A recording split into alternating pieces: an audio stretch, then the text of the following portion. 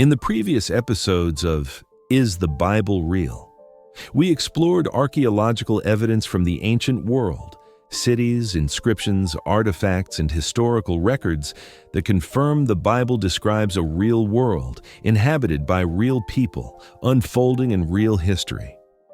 But one crucial question remains. Even if the Bible describes real events, how do we know the text itself has been preserved accurately? To answer that, we step into a field of study known as textual criticism, the careful comparison of ancient manuscripts to determine what the original writing said. This method isn't unique to the Bible. It's the same process scholars use to study every ancient work, from Homer and Plato to Caesar and Tacitus. And when the Bible is examined by this same academic standard, the results are unlike anything else in ancient history. In this episode, we'll explore the manuscripts themselves, how many exist, how early they are, how widely they're distributed, and what they reveal about the transmission of the biblical text. Let's take a closer look. It's used for every ancient document: Homer, Plato, Caesar, Tacitus, Aristotle, and many more. The reason is simple. Before the printing press, every document had to be copied by hand. And whenever humans copy something, especially over centuries, small differences can appear. So scholars gather all the surviving manuscripts, compare them carefully, identify any variations, and work backward to determine what the original text must have been. The more manuscripts we have, and the earlier those manuscripts are, and the more geographically diverse they are, the more confidently we can reconstruct the original writing. If a document has only a handful of manuscripts, or the earliest copies appear 1,000 years after the original, our certainty decreases.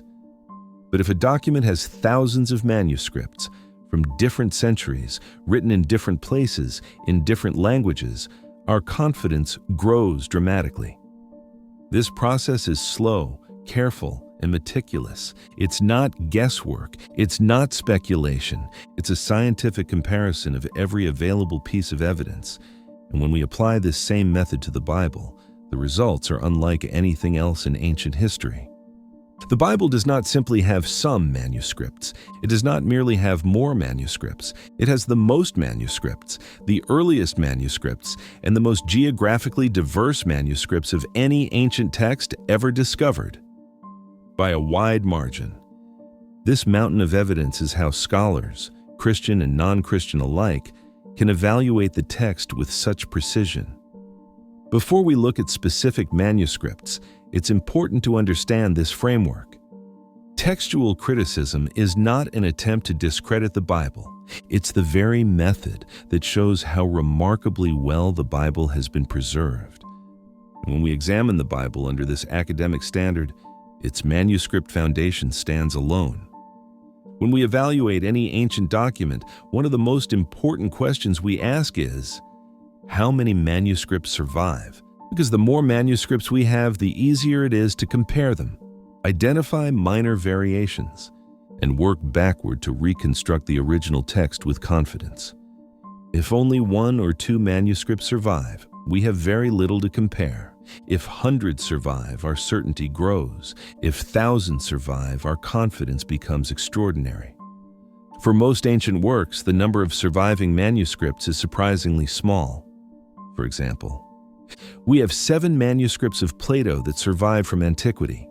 We have 10 manuscripts of Caesar's Gallic Wars. We have 5 manuscripts of Aristotle's works. We have 3 manuscripts of Tacitus's Annals. These are foundational texts in Western literature, yet each survives in only a handful of copies. In contrast, the New Testament has about 5,800 manuscripts in Greek, more than 10,000 manuscripts in Latin, around 9,300 manuscripts in other languages: Syriac, Coptic, Armenian, Georgian, Gothic, Ethiopic. In total, nothing else in the ancient world comes close. The Old Testament, copied much earlier, has fewer surviving manuscripts, but its manuscript tradition is supported by the Dead Sea Scrolls, the Septuagint, the Samaritan Pentateuch. the Masoretic text, ancient Aramaic targums. When we combine these streams of evidence, the Old Testament has a manuscript foundation that is deep, diverse, and extraordinarily consistent. To put this into perspective, if the New Testament had only 20 or 30 manuscripts, scholars would consider that unusually strong. If it had 200 manuscripts, it would be exceptional. But it does not have 200, it does not have 2,000, it has over 25,000, more than 100 times the manuscript support of the average classical text. This vast collection, written across different centuries, in different regions and in different languages, gives scholars a unique and unparalleled ability to reconstruct the original text with astonishing precision. This is why the Bible's manuscript tradition is not simply good. It is the strongest in ancient history. Manuscripts matter, but the age of manuscripts matters just as much. If the earliest surviving copy of a document was written 1,000 years after the original, we have to reconstruct the text with very little early evidence. That's the reality for most ancient works. For example, the earliest copy of Plato's writings appears 1,200 years after he lived. For Aristotle, the gap is around 1,400 years. For Caesar's Gallic Wars, the earliest copy appears 1,000 years after the original. For Tacitus, nearly 900 years. These gaps are normal for ancient literature. Scholars still trust these works, but the evidence is relatively thin. The Bible, however, is different. The New Testament enjoys unparalleled early manuscript evidence. The earliest fragment, Papyrus 52, dates to around the year 125, within 30 to 40 years of the original Gospel of John. Other early papyri, like P66 and P75, date to the late 100s and early 200s. By the 3rd century, we have numerous substantial manuscripts. By the 4th century, we have nearly complete New Testaments, Codex Sinaiticus, Codex Vaticanus. These codices were produced only about 250 to 300 years after the originals, an extraordinary level of preservation unmatched by any ancient text. For centuries, our oldest complete Hebrew manuscripts were medieval, until 1947. That year, a young shepherd stumbled upon the Dead Sea Scrolls, manuscripts dating from 250 BC to AD 70. These scrolls are over 1,000 years older than the previously known Hebrew copies. And when scholars compared them, the texts matched with stunning consistency. Variations were minor. No doctrines were affected. The core message remained unchanged. This demonstrates that the Old Testament was copied with extraordinary care across centuries. When we compare the Bible's manuscript dates to those of other ancient works, the difference is staggering. The New Testament's earliest manuscripts appear within decades, not centuries. The Old Testament's earliest manuscripts now reach back over 2 millennia, and both traditions show remarkable stability. In the world of ancient literature, no text enjoys this combination of early evidence and textual consistency. With thousands of manuscripts surviving, it's natural to ask, has the Bible changed over time? To answer this, scholars examine variants, the small differences between manuscripts. These sound intimidating until we understand what they actually are. Textual critics classify variants into categories.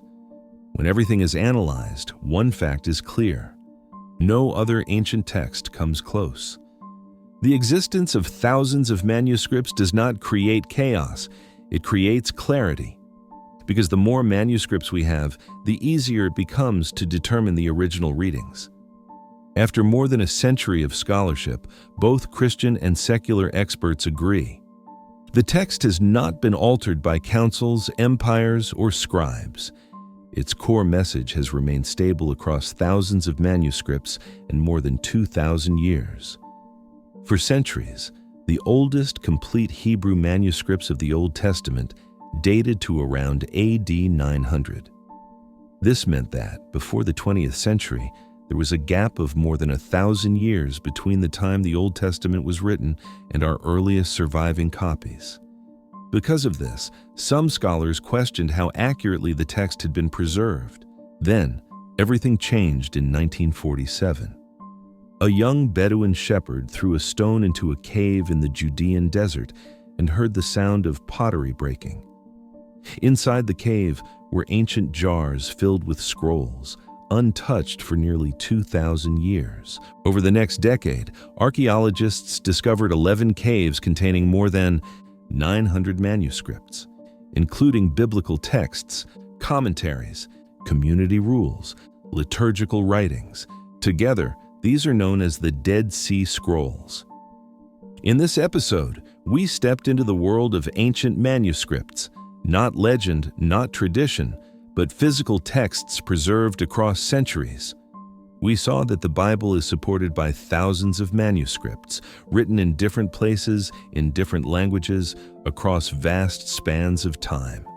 We saw that its earliest copies appear not centuries later, but within decades, and that discoveries like the Dead Sea Scrolls confirm remarkable consistency across more than 1,000 years. Textual criticism was never meant to undermine the Bible. It is the very method that reveals how carefully its text has been preserved. When the Bible is evaluated by the same scholarly standards applied to every ancient work, its manuscript foundation stands alone. In the next episode, we'll step back and look at what all of this means: archaeology, manuscripts, history, and evidence taken together. If you found this series helpful, please consider liking this video, subscribing, and sharing it with someone who may be asking these same questions. Thank you for watching. And as always, this is Bright Path Studio, positive wisdom for life's journey.